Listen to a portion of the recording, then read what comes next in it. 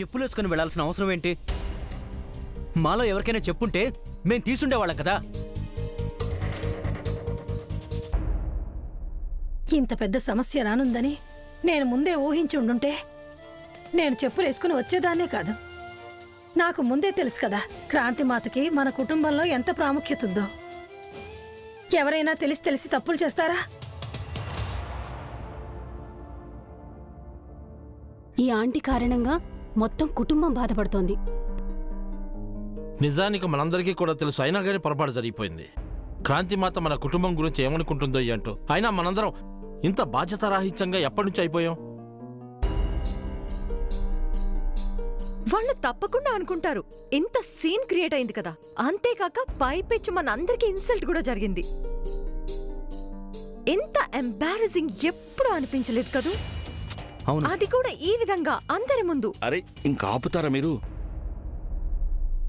కొంచెం మీ అమ్మ గురించి ఆలోచించండి. అసలే తన ఆరోగ్యం బాగోలేదు.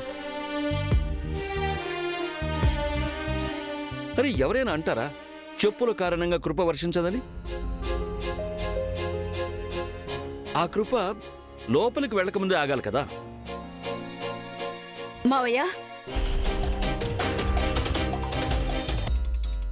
మావయ్య ఇంక వదిలేయండి.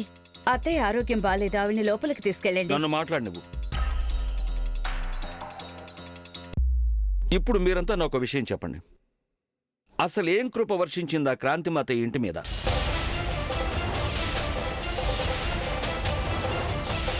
మూర్ఖంగా మారారు, మూర్ఖంగా. ఈ రోజుకి సంతోషి మాత కృప ఈ ఇంటి మీద ఉంది, అలాగే ఎప్పటికీ ఉంటుంది.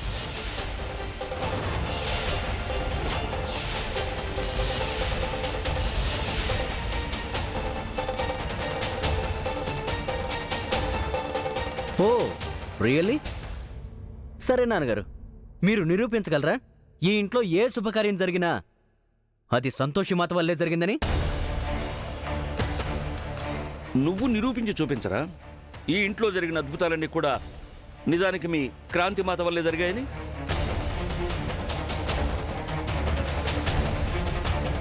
ఇందులో నిరూపించడానికి ఏముంది? మావయ్య, మీరు క్రాంతిమాత మహిమలు చూడలేదా?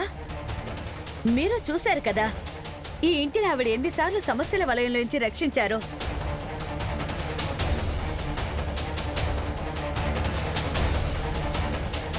ఇదంతా సంతోషి కారణంగానే జరిగింది.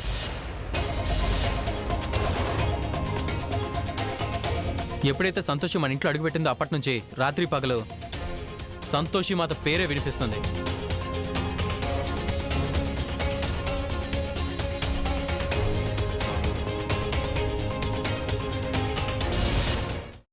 అమ్మా, అలాంటి వాళ్ళది నిజమైన ప్రేమ కాదు, అది వ్యామోహం.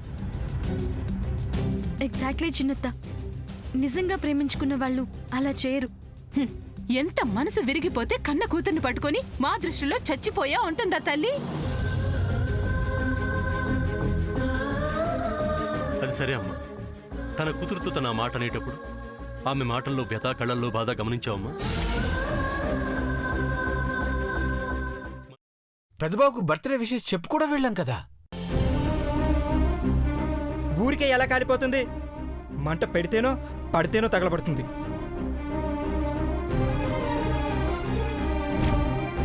కరెక్ట్ చిన్నబాబు, నీకొచ్చినట్టే నాకు డౌట్ వచ్చింది.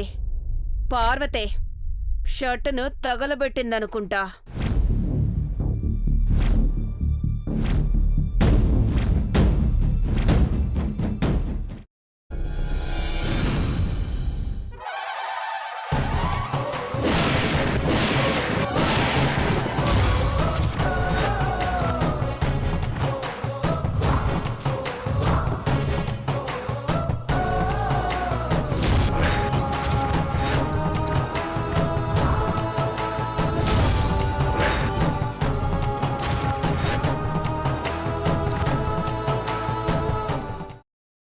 తర్వాత పొట్టు తీసేసి చాప్ చేసి పక్కన పెట్టుకోవాలి.